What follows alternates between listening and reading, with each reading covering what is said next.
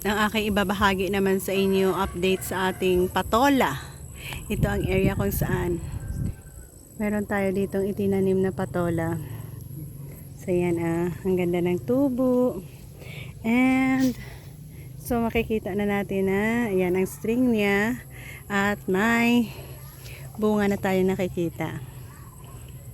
Yan. Success na naman tayo dito.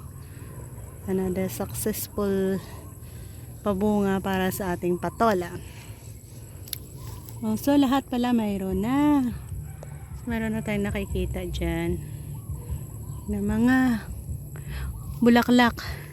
At ito ay nagpapahiwatig na ready na sila sa kanilang ayan, pagbunga.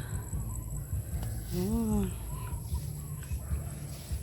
Sana nga makakuha tayo dito ng madami-dami.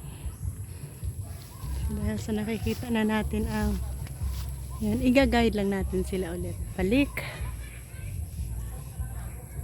Guide balik dyan.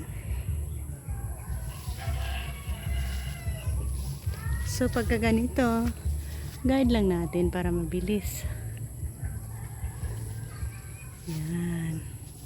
Aasa tayo na mayroon tayong kagandahang update next time.